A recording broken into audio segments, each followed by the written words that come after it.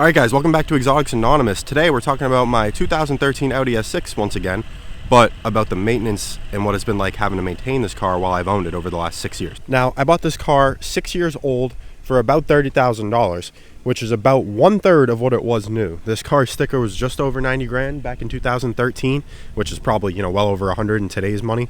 But for a third of the price, it's a pretty serious German luxury sedan, and I think you'll find what it's cost to maintain very interesting. Now, any of you who know German cars know that they can be very expensive when things go wrong, and luckily I have had a warranty for a lot of this car's life, so I've gotten a lot of things replaced on it, and I think you're going to find it very interesting what I've had done in some of the higher cost items. Now, keep in mind, most of the time I've owned this car has actually been in Florida, where it's very warm and the roads are very smooth, and I recently came somewhere very cold, but that doesn't mean I haven't had to have suspension replaced and other expensive things along the way. While being on such smooth and accommodating roads. So some of these things are pretty shocking. Some of them, some of the normal maintenance stuff is pretty on par with what you'd expect. Some stuff is cheaper than I expected. So we're gonna get into it and talk about it. It's very cold where I am today. It's like 25 degrees. So I'm just gonna get probably inside the car and go over all the numbers. I've laid everything out for you guys. I'll give you guys a good idea of what type of stuff I've had replaced.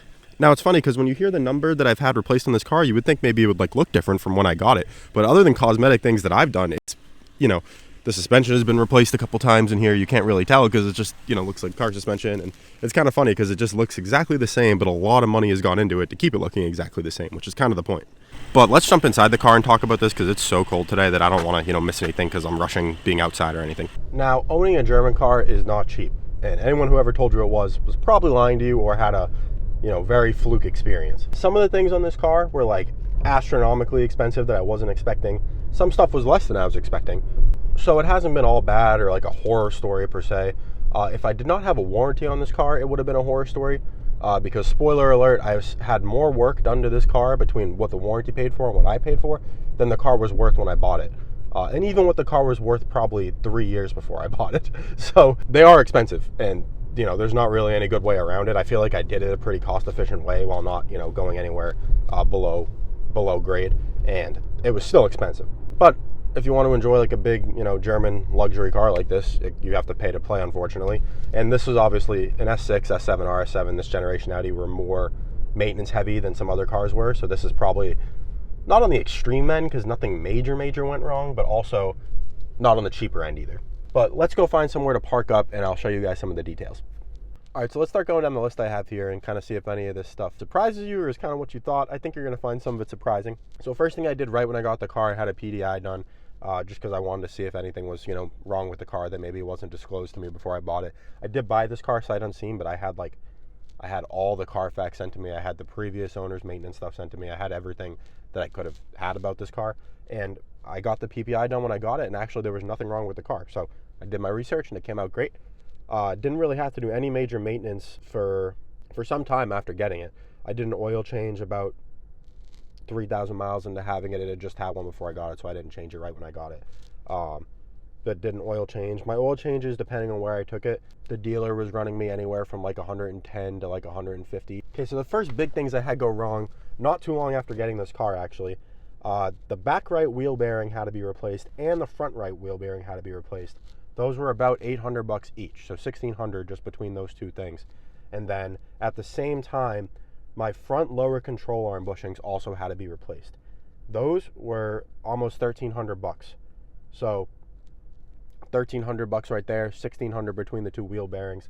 That one trip to the dealer was almost $3 grand. Now, luckily, that was all under warranty. So the warranty I had covered that, so that wasn't on me. But boom, $3 grand right off the bat. And that was only after having the car for about 6,000 miles. So 6,000 miles in, you're $3 grand out on top of whatever you've paid for the car. So keep that in mind. After that was all done though, pretty good for a while, oil change. And then about 8,000 miles after that, all 4 upper control arm bushings now had to be done. So we already did the lowers on the front when I got it. Now all 4 uppers had to be done. That was another, actually that wasn't too bad. That was $800. The uppers, I guess, are cheaper than the lower ones. I don't know. Maybe that's just how they wrote it up for the warranty company. At the same time I had to do those upper control arm bushings, I also had to do one of my O2 sensors, which was over $700 for one sensor. And that's not even the most expensive O2 sensor thing I've had done, I know off the top of my head. Because there was one that the second warranty I had did not want to cover that I had to pay out of pocket for, and I know it was more money than that. Around having the car for No, actually, about 22,000 miles into me having the car, which isn't bad, but it's never fun. I had to do a battery. That was the only time this car ever left me stuck somewhere. My battery just randomly died, actually right across the street from where I was living at the time. So convenience-wise, it wasn't the worst scenario, but no one likes getting stuck anywhere. So a new battery on this car was $450 all in, like installed and everything. So, and you don't really want to mess around with the batteries on these because the electrical system could completely, fry if it's done wrong. So I just went to the dealer for the battery. I didn't want to deal with that, but I did pay out of pocket for that. So $450 for a battery. And of course, when I took it in, they noticed that I needed new lower control arm bushings again. So I'd now have had that done twice. This time it was $920, different dealer than the first time they did it, and also 3 years later. So prices had just gone up by then. That was post-COVID. Now 4,000 miles later, they actually did issue a recall for the oil strainers in this car, which was the thing that would cause turbos to blow up on these, the S7s, the RS7s when they first came out. I knew about that getting the car, not about the recall. I knew about that issue, but as long as you change the oil every 3,000 miles or so, people didn't really have problems with it. But they did eventually do a recall where they either took the strainer out or put in one with wider mesh in it so that it wouldn't get gunked up. But when I took it in for that, I also had them do the PCV because that's a common thing on these cars. That was like another $450. And I had them do the major service on this car at the same time, which was not cheap. That's all your spark plugs, your cabin filters, your, obviously an oil change, your dual clutch transmission service, all these things, over $1,300. I think it looks like it's closer to $1,600. So the major service, not cheap. You don't do that often. I did that at 75,000 miles. I believe you do it at 35, 75, and then I think 105 or 115, one of those. So not too often, but if you drive the car a lot, that's not that far off. But that's kind of an expensive service. Usually when you go in, it's just an oil change, basic fluid, stuff like that. $150, $200, something like that overall. But the major service is kind of expensive. But of course, at the same time that I took it in for the major service, one of my front air struts, the airbags in the car were both leaking. So those had to be replaced. Now that was under warranty, but guess how much that cost? Just pause the video real quick. Think what that would cost for new front airbags. Did you guess $4,700? Because it was $4,700 just for the fronts. And at the same time, the right motor mount had to be replaced. $2,107. Just those two things were at almost $7,000 from one trip to the dealer. And now luckily, and how could I forget this? They had to do a downstream O2 sensors at the same time, which a lot of warranties won't cover, which I discovered with my second warranty, but the first warranty I had did cover that. So that one trip right there, $4,700 on the front airbags, $900 on the downstream O2 sensors, and over $2,000 on the motor mount. So almost $8,000 on those three things. Plus I paid like, $1,500-$1,600 for the service at the same time. So the warranty really paid a lot on that one. And then I paid a lot for the service on that one. So that was an expensive trip to the dealer for every party. At the same time, the light on my door handle wasn't working on the driver's door. So I asked the dealer to replace it. And then they did, but then they lost like the cap to my door handle. So they ended up not charging me for it, and they got me a new one and painted it and everything. But I don't know how much that costs. I have it in at $0 because that's what they rang me up as at the time, which was nice of them, but they also lost the cap, so whatever. But I can't give you a price for that. But that was also on that same expensive trip to the dealer. Now, that same trip to the dealer, I remember this vividly because I just spent, $1,500 on the service. The warranty just spent $8,000 and all that stuff.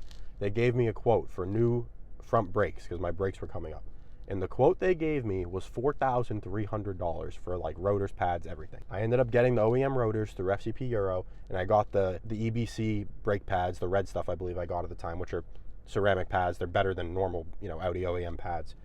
I got all the parts and got them installed for a total of $1,500. A third of the cost of what the dealer was quoting me. So don't go to the dealer for brakes on these high-end cars. Do your research, go to FCP Euro, find the correct rotors, get good brake pads if you like EBC or if you like a different one. Don't spend $4,000, $5,000 on brakes. I mean, this was an S6. There's cars with carbon ceramic brakes that'll be even more, but that's a whole other story. So do your research. You can save some money on the brakes. And there's some things I'm not including every time, like four-wheel alignments were done all these times. I had the bushings done and everything like that because they have to be. Those are about $200, but that was all part of the warranty. Tires on this car, I've been running Michelin Pilot Sport 4S's.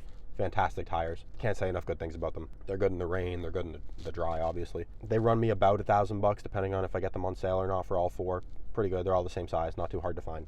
Okay, now here's where stuff started getting a little wacky. I had to replace the oil pressure regulation valve. That was like $2,600. Warranty, obviously. And at the same time, the camera control module, which is the camera up in the windshield, had to be replaced and recalibrated. That was another $2,500. So that was $5,000 right there. And they also did the transmission coolant valve at the same time, another $1,300. So that was another $6,000 plus trip to the dealer. And at the same time, I also did tires and an alignment. So I paid for that, but they paid for all the other things I just listed. Now, when I took it in for all those things, the transmission, coolant valve, the oil pressure regulation valve, whatever tech was working on the car must have not done a good job putting everything back together, because a wire kept shorting out on that oil pressure regulation valve, but it took them 4 months to find it. They were having trouble getting people to work on it because no one wanted to like do unbillable time to figure it out, but they broke the car. But it took them 4 months to fix it. So I was driving around Audi loaner cars for 4 months, which was nice. You know, I mean, I had a nice loader. I had a Q5 Prestige. So it had, you know, heads-up display, all the nice stuff that this car has, but it's not an S6. It's not my S6. So the car wasn't like really broken. They broke the car though, and it took them a long time to figure it out that there was just a wire shorting out. So after they insulated that wire, never an issue again. That was the only real problem I've ever had with this car, but it was the dealer's fault. It wasn't the car's problem itself. Now after that, both my rear air suspension then went. That was $2,300. So pretty much half the cost of the front ones, I guess, which is better, if you could say that. But those had to go too. So I had to do the front and the rear air suspension while I've had this car, and the front and rear bushings. So suspension work on this car, by far the most expensive thing.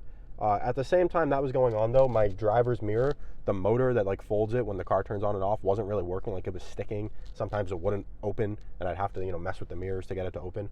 And had that replaced under warranty, $1,700 for a new mirror and motor, which is kind of crazy. I forgot to mention before, they did the thermostat as well when they were trying to figure out what was shorting the car before they realized they screwed up that wire. So the thermostat was another $1,300. Oil cooler gasket, $915. Also did the driver's side wheel bearing, which was just over $700. So that's now the third. Oh, both driver's side. So we did both driver's side wheel bearings. This was something stupid. My rear right taillight, the inner part of it, if you look at the car, it's in two parts, like the part that's on the trunk and the part that's on the like the body of the car that doesn't move. The inner part on the trunk like failed and it was flickering. But I got a new one off like a A6 that would, you know, had been parted out for like $80, and the dealer installed it for me for free just because I had other stuff being done at the time. So that actually wasn't bad. The taillight wasn't bad at all. So that barely ran me anything. Another O2 sensor. Here's the one I had to pay out of pocket. $819. The same sensor that had been done under the previous warranty.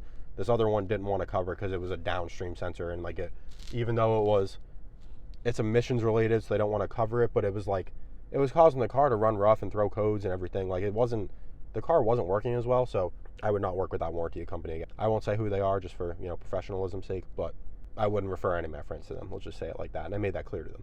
And then a few months later, I had to have another O2 sensor done, not one of the downstream ones. That was covered under warranty. Another $720 right there. So, drum roll please. Are you ready to hear the total amount of money spent on this car between myself and the warranty? $42,511. That's actually insane. About $32,000 of that was paid by the warranty. A little over $10,000 of it was paid by me out of pocket. Now, the price I paid for the two warranties that I had total was about $10,000. So when you back that out of what the warranties paid out, the warranty paid out about $22,000 total on $10,000 that I put in, and then I spent another $10,000. So my total cost for maintenance on this car was $20,300, give or take. So over 6 years, I mean, if you divide that out, that's about a little over $3,000 a year off the top of my head. Not terrible when you consider that this is like a high-end German car. This car was $90,000 back in 2013. It was a little more than that. It was like 92 or 93 or something like that. So for inflation, that's over $100,000 now. And when you consider that I've had it for 6 years on like the, you know, the 50,000 to 90,000 mile part of its journey, that hasn't been that bad maintenance-wise. If I didn't have the warranty, obviously, I mean, $42,000 is, I paid about $30,000 for the car. So that's $12,000 more than I paid for the car, just maintaining it over 6 years. So yeah, these cars are not cheap. They're not for everyone. Make sure you know what you're getting into, and you're okay with that going into it and prepared to deal with it or find a warranty like I did. Depending what car you're getting, what year, I'm sure you could find a warranty. Make sure you get the work done by a reputable shop. I always either went to a dealer or someone that I knew that was very reputable in the area. So, I mean, when you have a warranty, you might as well go to the dealer and get it done officially by Audi. I know when you start tuning these cars, things could probably go wrong, so I didn't even mess with it at all. It's not really what I wanted to do. But that's going to do it for today's video, guys. I hope you enjoyed my maintenance review of my Audi S6. If you haven't already seen my full review of the car, please go check that out. Telling you what it's been like while I've had this car over the years and everything. And if you're looking for one of these cars, maybe it'll help you make a decision if you want one or not. But I appreciate you watching the video. If you're not subscribed to the channel already, please like and subscribe for me. I'm doing a lot of great content, and I hope to see you in a future video. Thanks for watching.